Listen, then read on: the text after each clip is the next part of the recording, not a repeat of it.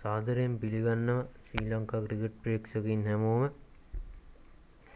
හෙට දින පැවැත්වීමට නියමිත අන්තිම එක්දින තරඟය මේ වන විට ශ්‍රී ලංකාව තරඟ දෙකක් පැරදී අවසන්. තරඟාවලිය 2-0 විදියට තමයි දැන් තියෙන්නේ.